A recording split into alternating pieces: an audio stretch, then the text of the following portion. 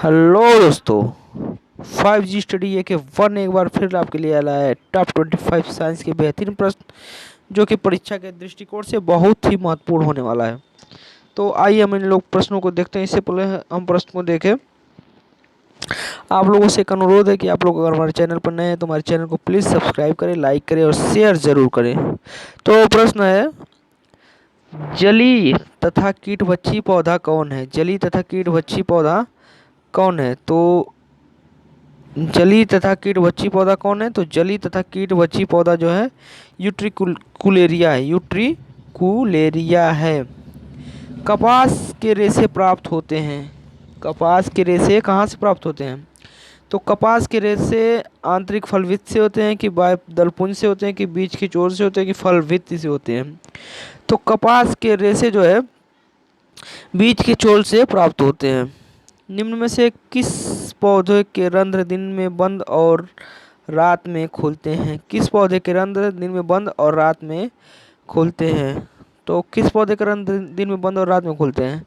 तो कैक्टस के रंध्र जो है दिन में बंद होते हैं और रात में खुलते हैं। किसके? कैक्टस के रंध्र जो है दिन में बंद होते हैं और रात में खुलते हैं। हमारे शरीर में नमक की मात्रा कितनी होती है? हमारे शरीर में नमक की मात्रा कितनी होती है? तो हमारे शरीर में नमक की मात्रा 4% होती है। हमारे शरीर में नमक की मात्रा 4% होती है। जब कोई कॉपर की सल्फेट लंबे समय तक नम वायु में खुली रखी जाती है, खुली रहती है, जब कोई कॉपर की प्लेट लंबे समय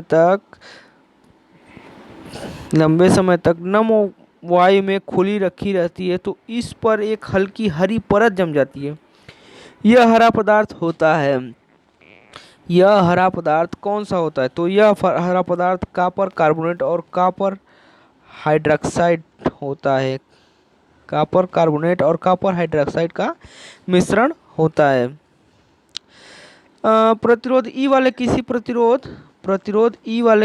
प्रतिरोध तार के सिरों का विभवांतर नियत रखने पर तार में उत्पन्न ऊष्मा अनुक्रमानुपाती होती है। किसके? तो 1/E के अनुक्रमानुपाती, 1/E के अनुक्रमानुपाती होती है। अगला क्वेश्चन, कौन सा ऊतक शरीर के विभिन्न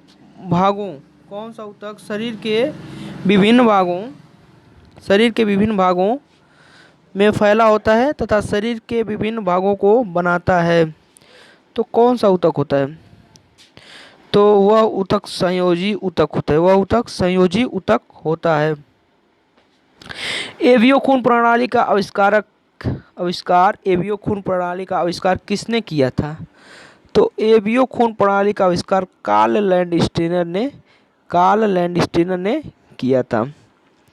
अंडा निम्न में से किसका उत्तम स्रोत है? अंडा निम्न में से किसका उत्तम स्रोत है? तो अंडा जो है प्रोटीन का उत्तम स्रोत है। प्रोटीन का उत्तम स्रोत है। केले के पौधे की जड़ है आरोही मूल, अवस्थानिक मूल या अवस्थम मूल या श्वसन मूल? तो केले के पौधे की जड़ जो है अपस्थानिक मूल है। केले के पौधे की जड़ जो है अपस्थानिक मूल है।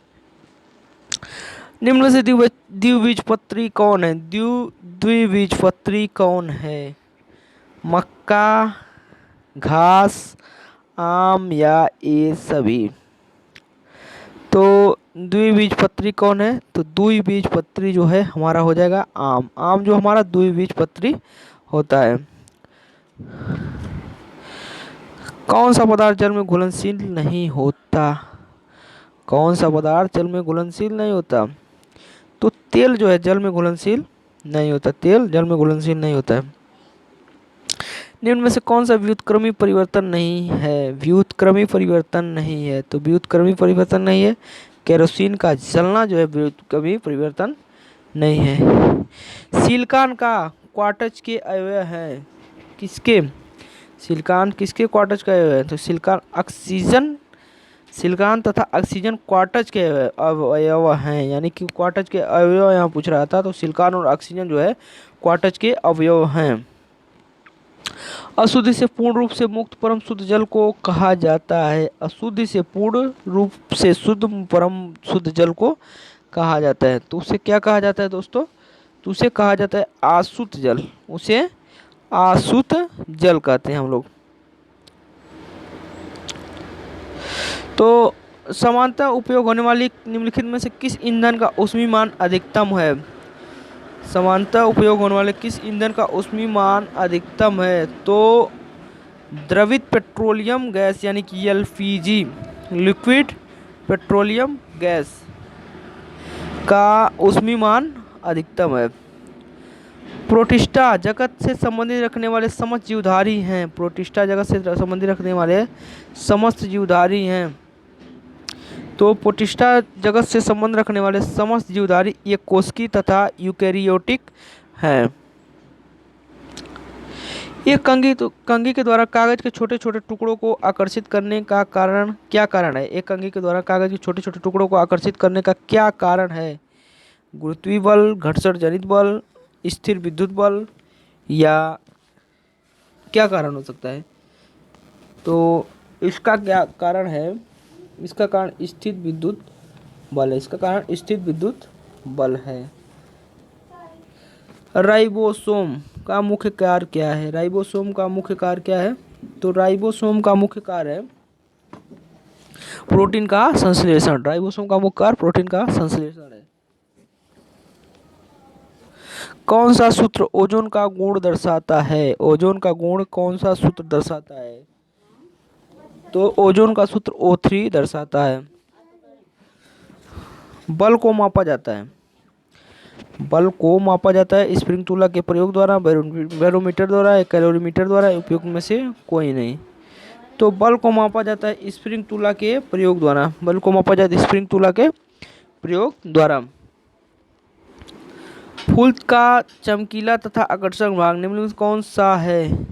फूल का चमकीला तथा आकर्षण भाग जो है दलपुंज होता है। फूल का चमकीला तथा आकर्षण भाग दलपुंज होता है।